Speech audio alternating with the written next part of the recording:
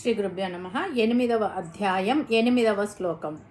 ఓం అభ్యాసయోగయుక్తేన చేతసా నాన్యగామినా పరమం పురుషం దివ్యం యాతి పార్థానుచింతయన్. పదపదానికి ముందుగా అర్థం తెలుసుకుందాము. పార్థ, ఓ అర్జున, అభ్యాస యోగయుక్తేన నిరంతర సాధన అనే యోగముతో, నా అన్యగామిన ఇతర విషయాల వైపుకు వెళ్ళనట్టి, చేతస అంటే మనస్సుతో చిత్తముతో, అనుచింతయన్ నిరంతరము ధ్యానించేవాడు, దివ్యం దివ్యమైన, పరమం పురుషం పరమ పురుషుడిని అంటే ఆ శ్రీమన్నారాయణుడిని యాతి పొందుతున్నాడు.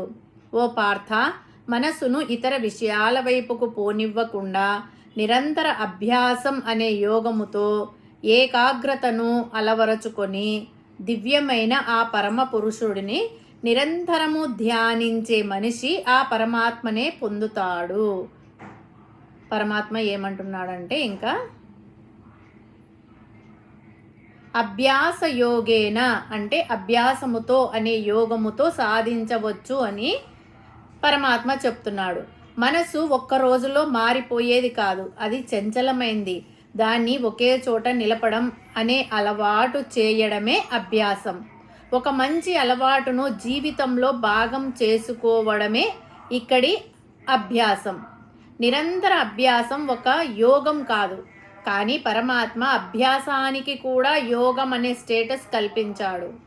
ఎందుకంటే ఏ యోగమైనా అభ్యాసం లేనిదే అలవడదు అని ఇంతకుముందే చెప్పుకున్నాం. ఇంద్రియాలు మనస్సును నిగ్రహించడానికి అభ్యాస యోగమే అవసరం. ధ్యానం కూడా అభ్యాసం చేయాలి. మనకు ఇంతకుముందు కూడా 6వ అధ్యాయం 35వ శ్లోకంలో అభ్యాసేనతు కౌంతేయ వైరాగ్యేన చ గుహ్యతే అని పరమాత్మ చెప్పాడు. అభ్యాసంతో సాధించలేనిది ఏదీ లేదు. అనుచింతయన్ అంటే నిరంతర అభ్యాసము. అలాగే ఏ పని చేస్తున్నా, దైనందిన కార్యక్రమంలో ఊపిరి సలపకుండా ఉన్నా, లోపల అంటే అంతరాత్మలో దేని గురించి ఆలోచించకుండా దైవధ్యానం చేసుకుంటూ ఉంటే చాలు. ఇది అభ్యాసంతో వస్తుంది. దీనికి ముఖ్యంగా కావాల్సింది మనసును పరమాత్మ యందు నిలపడం. అందుకే చేతస నా అన్యగామిన, మనస్సు అటు ఇటు పోకుండా పరమాత్మ యందు లగ్నం చేయాలి. అప్పుడు చేసే పని మీద ఏకాగ్రత కుదురుతుంది. చేసే పని కూడా సక్రమంగా నేర్పుగా కుదురుతుంది. ఇదంతా అభ్యాసం వల్లనే సాధ్యం అవుతుంది.